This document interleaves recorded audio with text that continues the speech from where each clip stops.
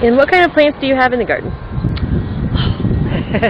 Well, we're always rotating, and we do a lot of sharing of spaces, so we might have a fall crop and a summer crop. Like we have peppers, but they have beets growing around the bottom of them, so we don't waste that ground. And we have cucumbers and lots and lots of tomatoes, many of which we grow for the cafeteria. We have sweet potatoes, we have heirloom watermelons, we have some perennials like gooseberries, raspberries, blackberries, and strawberries. We have herbs.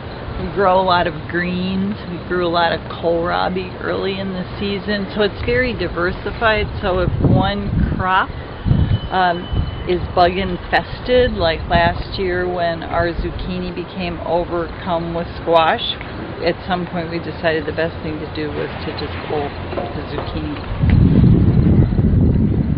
And do you have water nearby so it's easy to water? Right there, right? And that's a determinant for the garden. There's a water source, and that's city water in a school faucet. Do you use compost? Absolutely. And is it your own compost, or do you get it from elsewhere?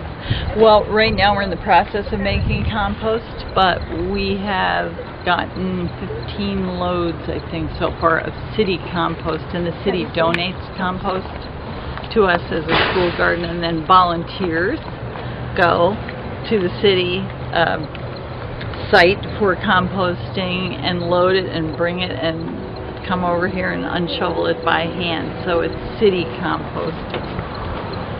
And any other suggestions or advice? Oh my gosh, let's see.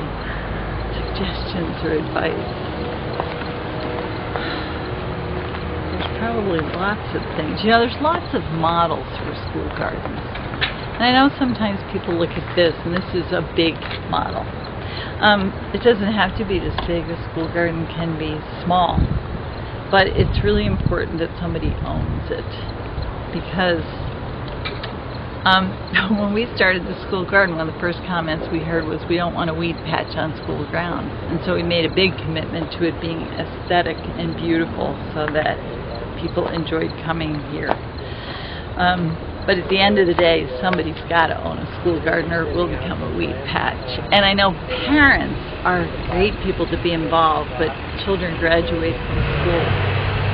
And it's nice to have somebody that can thread this project together when a child's parent leaves the school because their child graduates. So figuring out a plan that includes sustainability is pretty important, and recognizing that produce is a valuable commodity and that it can be sold to raise money for the garden in that big summertime when school's not in session.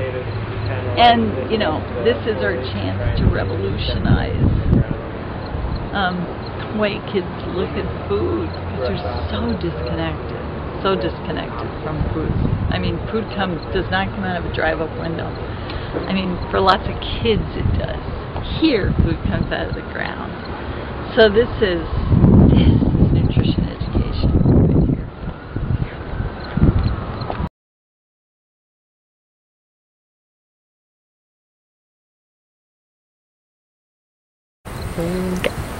Hi, I'm Lily Siebert. I am the student coordinator for the Growing Food, Growing Health School Garden Projects in Lawrence, Kansas.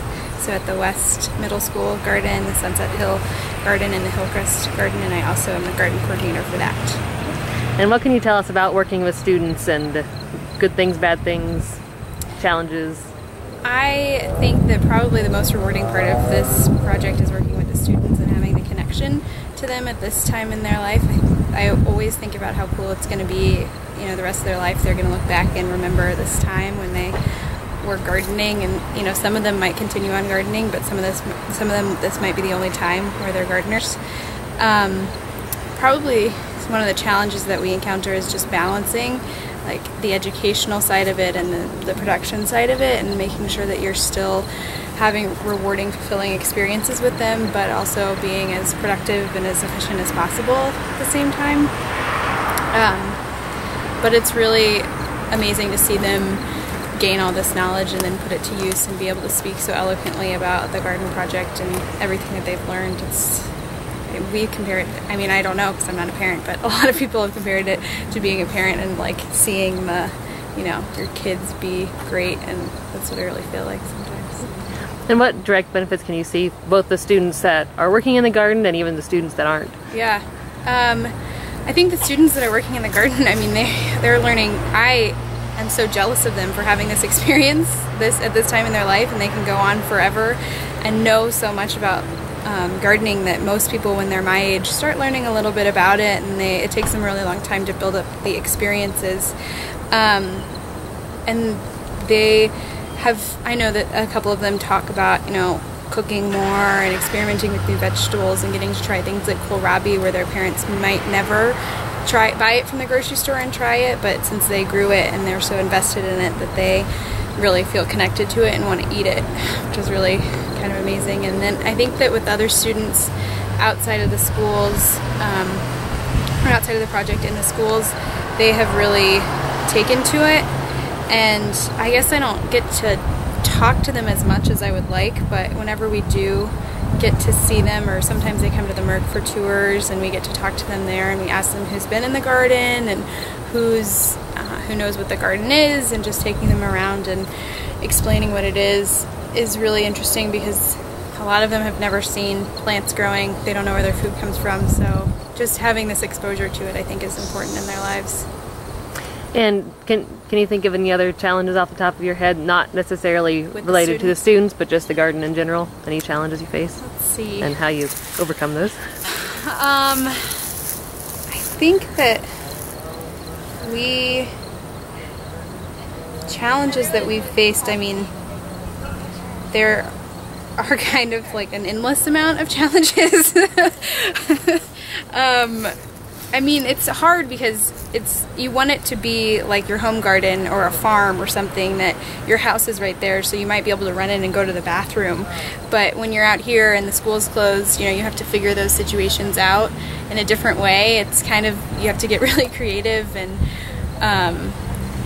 just having that infrastructure available, most people just have it available, and I think a lot of people take it for granted. Being next to your house, you can just run in and make yourself a sandwich if you're hungry, but being here, it's kind of a mix of those challenges where having a first aid kit around is really important, and having close proximity to a bathroom is really important, that most people probably don't even think about when they're thinking about starting a school garden, and we're still encountering all of those little challenges every day. And any other comments or suggestions for anybody thinking about starting a garden? I would bet you anything that Nancy said this, but I think that one of the biggest suggestions is having somebody who really takes ownership in the garden and believes in it and is super passionate about it, but also is getting paid to do it, so that there has to be a level of responsibility there, that they're held accountable for it, and we always say somebody has to be losing sleep over this at night, because we definitely do.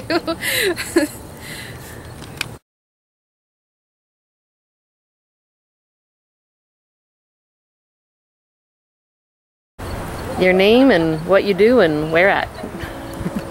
I'm Dan Phelps. I am the garden coordinator here at the West Junior High Garden, also garden coordinator over at Sunset Hill Elementary, which is just a block away. Okay. Talk a little bit about the benefits that you can see from the students just by having the garden here. The students that work in the garden just are transformed. This is the second year that we've done it, and each year you just can watch the students go through the transformation, and just their connection to the food system and the food that they eat and food in their cafeteria. It's very, very obvious. And what kind of challenges do you see in the garden, and how do you overcome them? Challenges. Well, there's the challenges of growing in the harsh Kansas climate that we've learned this year. And how to overcome that is just planting a diversity of crops and hoping that something does well. This year it's been cucumbers have done incredibly for us, and the tomatoes not as well. Last year the tomatoes were incredible. So it's just trying to work with it. And any other comments you have about school gardens or suggestions for people that might be starting one? You know, I think the challenges of school gardens are well known, and I think we've learned a lot from this garden project, how to overcome some of those, some challenges such as getting through the summer months, where to sell the produce, and how to generate income to put back into the project, and to kind of have a permanent base for the garden. A lot of times parents of students will start something up, and then their kids will move on to the next their next school, and so the project kind of doesn't continue after they're gone. So I think having a community partner like the Merck is a really wonderful model to get the business partners involved with the school.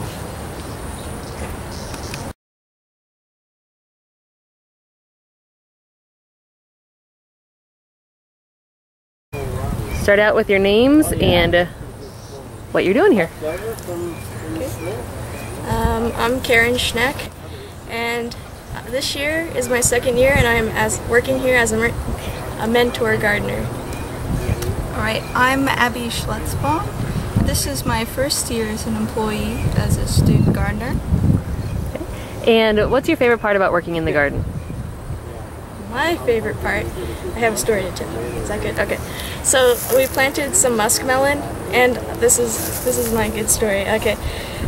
We planted it, so I made the bed. It's called mounding. So made the bed. I planted the seeds, and then I watched them sprout, and they got big, and I took care of them, helped everybody, and then one day they were ready, and I got to harvest them, and then we sold them at the fair's